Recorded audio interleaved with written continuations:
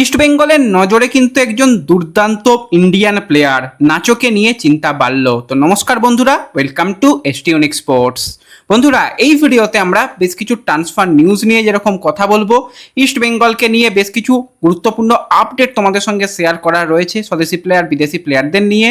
তার সাথে সাথে আজকে ডুরান্ড কাপের গুরুত্বপূর্ণ ম্যাচে মোহনবাগান মুখোমুখি হতে চলেছে, সেই ম্যাচ নিয়েও কথা বলার রয়েছে এই ভিডিওতে।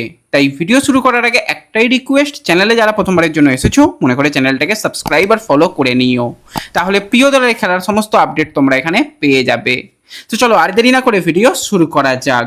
তো প্রথমেই যদি আমরা ডুরান্ড কাপের ম্যাচ নিয়ে কথা বলি, তো আজ কিন্তু মোহনবাগান সুপার জায়েন্ট তারা মুখোমুখি হতে চলেছে সাউথ ইউনাইটেডের সঙ্গে। দুটো দলই কিন্তু তাদের প্রথম ম্যাচ জিতে দ্বিতীয় ম্যাচ খেলতে চলেছে সন্ধ্যা 7:30 থেকে ওয়াইবিকে স্টেডিয়ামে। তো যারা যারা ভিডিও দেখছো অবশ্যই একটা করে স্কোর লাইন প্রেডিকশান করো যে আজকের ম্যাচের রেজাল্ট কি হবে। যাদের প্রেডিকশান মিলে যাবে তাদের নাম কিন্তু পরবর্তীতে অবশ্যই শেয়ার করা হবে। ভেবে চিন্তে কিন্তু প্রেডিকশান করো, চান্স একবারই পাওয়া যাবে। তো আজকের যদি আমরা ম্যাচ নিয়ে কথা বলি, তো মোহনবাগান বা সাউথ ইউনাইটেড যারাই জিতুক না কেন তারা পয়েন্ট টেবিলের টপ পজিশনে পৌঁছে যাবে, কারণ ইস্টবেঙ্গল 2 ম্যাচে 3 পয়েন্ট, গোল ডিফারেন্স বেটার থাকলেও যারা জিতবে তারা তো অবশ্যই উপরে উঠে আসবে। এবার ফেভারিট হিসাবে যদি অন পেপার বলো বা যদি দলগত ফুটবল নিয়ে কথা বলো, মোহনবাগান অনেক গুণ এগিয়ে সাউথ ইউনাইটেডের সঙ্গে, তবু কিছু বলা যায় না, ফুটবলে যে কোনো মুহূর্তে যে কোনো কিছু ঘটনা ঘটতেই পারে।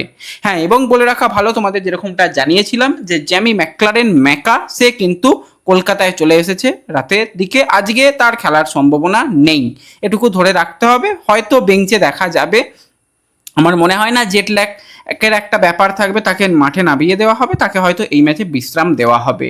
বিদেশিদের মধ্যে অ্যালবার্টো সে তো থাকবে, তার ছাড়া ড্র্যাজিচ, তাদের দিয়ে কিন্তু আজকে পানস তার দলকে খেলানোর চিন্তাভাবনা করবে এবং অবশ্যই গোল ডিফারেন্স বেটার রাখার মোহনবাগান চেষ্টা করবে, কারণ অপরদিকে ইস্টবেঙ্গলও ভালো গোল ডিফারেন্স রেখেছে। কখন কি হয় বলা তো যায় না, শেষে সিআইএসএফের সঙ্গেও ম্যাচ রয়েছে।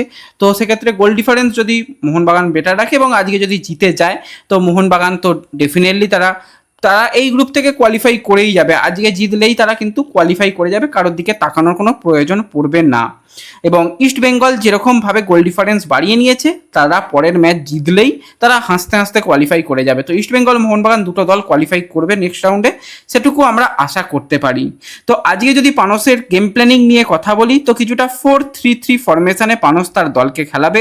গোলের তলায় ভিশালকে আজও দেখা যাবে। ডিফেন্স লাইনে কিন্তু অ্যালবার্টো রড্রিগেজের সঙ্গে মেহতাব সিং তাদের জুটি বাঁধতে দেখা যেতে পারে। এবার একটা ব্যাপার, যদি আজকে 3 ডিফেন্সে যায় তাহলেও কিন্তু অবাক হওয়ার মতন কিছু নেই। সেক্ষেত্রে যদি 3 ডিফেন্সে দল যেতে চায়, সেখানে অ্যালবার্টো রড্রিগেজ তার সাথে মেহতাব এবং সেখানে কিন্তু রাহুল ভেকেকে দিয়ে একটা দল নামাতে পারে, পরবর্তীতে পরিবর্তক অপশান হিসাবে বাকিদের ব্যবহার করতে পারে। কিন্তু প্রথম থেকে যদি 4-3-3-তে যায়, তো সেক্ষেত্রে সুভাশিস এবং অভিষেক তারা সাইড ব্যাক পজিশনে খেলবে। মিডফিল্ডের দিকে তাকালে অনিরুদ্ধ থাপা, তার সাথে সাহাল এবং দীপক তাংড়ি শুরু করবে, কারণ আপুইয়াকে আজকের ম্যাচে বিশ্রাম দেওয়া হবে, তার একটু ইনজুরি সমস্যা রয়েছে। অ্যাটাকিং লাইনের দিকে তাকালে লিস্টন মানভিডের সাথে কিন্তু ড্র্যাজিচ তাকে স্ট্রাইকার পজিশনে ব্যবহার করার একটা চিন্তাভাবনা রয়েছে। এছাড়া মানবিরকেও কোনো সময় স্ট্রাইকার পজিশনে রেখে ড্র্যাজিচকে উইঙ্গার পজিশনে তার পারফেক্ট পজিশনে ব্যবহার করা, সেটারও চিন্তাভাবনা রয়েছে। তো ওভারঅল এরকম একটা গেম প্ল্যানিং হতে পারে। এবং অ্যালেক্স সাজি রয়েছে, মেহতাব রয়েছে, রাহুল রয়েছে, তাদের দিয়েও যদি মনে করে যে একটা প্ল্যানিং করে দেখি, সেটাও কিন্তু করার চিন্তাভাবনা রয়েছে। 3 ডিফেন্সে হলে কিন্তু মিডফিল্ডে 5 জন প্লেয়ার খেলবে, সেটুকু বলা যায়। তো ওভারঅল এই ম্যাচটা কিন্তু একটা হাই ভোল্টেজ হাড্ডাহাড্ডি ম্যাচ হবে, সেটুকু বলতেই হয়।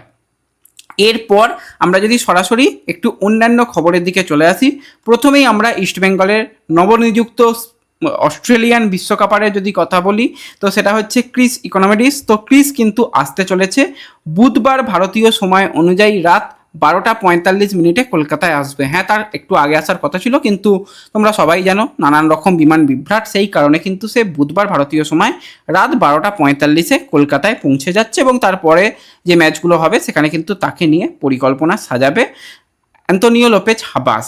তো এরপর যদি আমরা সরাসরি ইস্ট বেঙ্গলের একটু দলকে নিয়ে কথা বলি, তো তোমরা অলরেডি সমস্ত জায়গায় শুনে নিয়েছো যে ইস্ট বেঙ্গলের নবনিযুক্ত বিদেশি প্লেয়ার নাচো তার বিরাট কিছু সমস্যা হয়েছে, তাকে আর পাওয়া যাবে না, এরকম সিজন আউট হয়ে যেতে পারে, অনেক কিছু অনেক জায়গায় শুনে নিয়েছো। তো একটুখানি যদি নাচোকে নিয়ে কথা বলি, তো এই 32 বছর বয়সী স্প্যানিশ সেন্টার ব্যাক কিন্তু ডুরান্ড কাপে তার যে অভিষেক ম্যাচ সেখানে খুব অল্প কিছু গেম টাইম পেয়েছিল এবং যতটুকু খেলেছে ঠিকঠাক খেলেছে, তার উপর খুব একটা প্রেসার ছিল না, ওই 20 মিনিট মতন তার খেলার সুযোগ ছিল। এবার এটা মানতে হবে সবাই কিন্তু এই মুহূর্তে প্রি সিজন অবস্থায় আছে, ওই এলো খেলতে নামিয়ে দিল, এটা হয় না, এটা বাস্তবে সম্ভব নয়। তাও আমাদের এখানে ইন্ডিয়াতে সব কিছুই সম্ভব করে দেওয়ার চেষ্টা চালানো হয়। তো নাচোকে যেটা ব্যাপার ওই অল্প সময় গেম টাইম দেওয়া এবং সেখানে ফিজিক্যাল ফুটবলের জন্য কিন্তু সিআইএসএ বারবারই বলেছিলাম প্লেয়ারদের ইনজিওর্ড করে ছেড়ে দেবে, যা মারধর করছিল তোমরা সবাই দেখেছো কম বেশি। তো সেক্ষেত্রে কিন্তু নাচো হালকা একটু ইনজুরি পেয়েছে। গতকাল কিন্তু অনুশীলনে তাকে মূলত বিশ্রাম দেওয়া হয়, কারণ তার পেশি বেশ কিছুটা ফুলেছিল এবং বেশ কিছুটা শক্ত হয়ে থাকার দরুন তাকে নিয়ে কোনো রকম বাড়তি রিস্ক নয়। সামনে 12 তারিখ সব থেকে গুরুত্বপূর্ণ ম্যাচ, 8 দিন রয়েছে।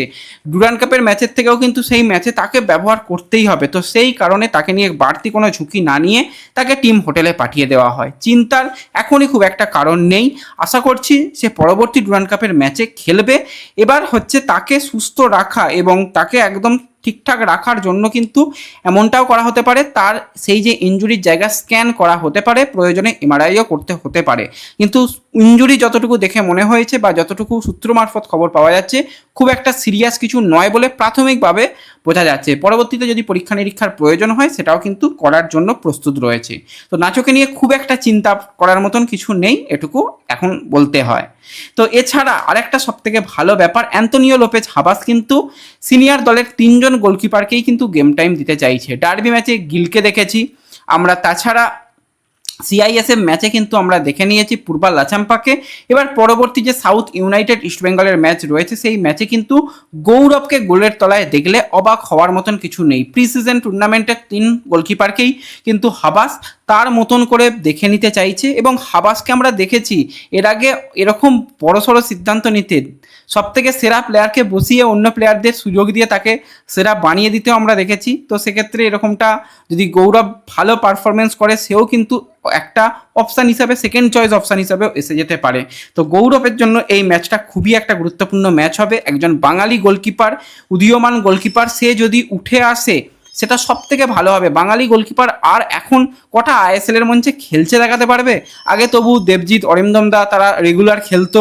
তো সেক্ষেত্রে গৌরবের জন্য এটা কিন্তু খুবই ভালো একটা সুযোগ নিজেকে প্রমাণ করা এবং ভালো পারফরমেন্স করা। তো গৌরবের জন্য শুভকামনা রইল, যদি তাকে সুযোগ অ্যান্তোনিও লোপেজ হাবাস দেয় এবং সে যদি পারফরমেন্স করতে পারে তাহলে কিন্তু এখান থেকে তাকে নিয়ে আমরা স্বপ্ন দেখতেই পারি সামনের দিকে। তো এরপর আমরা যদি একটুখানি ট্রান্সফার নিউজ নিয়ে কথা বলি, তো ইস্ট বেঙ্গল কিন্তু একজন ইন্ডিয়ান উইঙ্গারের সন্ধানে রয়েছে। অনেকগুলো অপশান ইস্টবেঙ্গল দেখছে, তার মধ্যেই ইস্টবেঙ্গল ম্যানেজমেন্টের সব থেকে পছন্দের প্লেয়ার হচ্ছে 23 বছর বয়সী ভারতীয় উইঙ্গার মোহাম্মদ আইম্যান। তো আইম্যানকে সবাই কম বেশি চেনো, কেরালা ব্লাস্টার্সের ইউথ একাডেমি থেকে উঠে আসা, পরবর্তীতে কেরালার সিনিয়র দলে খেলেছে। আইএসএলে 42 ম্যাচে 3টি গোলের সাথে রয়েছে 7টি অ্যাসিস্ট। ডুরান্ড কাপে 12 ম্যাচে 7 গোলের সাথে রয়েছে 4টি অ্যাসিস্ট। রিলায়েন্স ফাউন্ডেশন ডেভেলপমেন্ট লিগেও তার গোল রয়েছে, সুপার কাপ বা আইএসএল এর প্লে অফেও তার গোল রয়েছে। এখনও পর্যন্ত 12টা গোলের সাথে রয়েছে তার 13টা অ্যাসিস্ট। তো ওভারঅল কিন্তু খুবই ভালো প্রোফাইল। বর্তমানে ট্রান্সফার মার্কেট অনুযায়ী সে ফ্রি প্লেয়ার রয়েছে। লাস্ট খেলছিল স্পোর্টিং ক্লাব দিল্লিতে, তার কন্ট্রাক্ট সেখানে শেষ হয়ে গেছে। তো বড় চুক্তিতে দীর্ঘমেয়াদী পরিকল্পনায় কিন্তু এই মোহাম্মদ আইম্যানকে ইস্ট বেঙ্গল তাদের জালে তুলতে চাইছে। কথাবার্তা শুরু হয়েছে, এখনই যে সাইনিংয়ের কিছু খবর বেরিয়ে আসেনি, যদি পরবর্তীতে সাইন করিয়ে নেওয়া যায় এই প্লেয়ারকে তো সেক্ষেত্রে আমি বলবো একটা খুব ভালো অপশান ইস্ট বেঙ্গলের জন্য আসবে, সেটুকু বলাই যায়। তো ব্যাস এই ভিডিওতে এই আপডেটগুলোই শেয়ার করার ছিল। ভালো লাগলে লাইক শেয়ার করে দিও, চ্যানেলে প্রথমবারের জন্য এলে সাবস্ক্রাইব আর ফলো করে নিও। দেখা হবে পরবর্তী ভিডিওতে, ধন্যবাদ।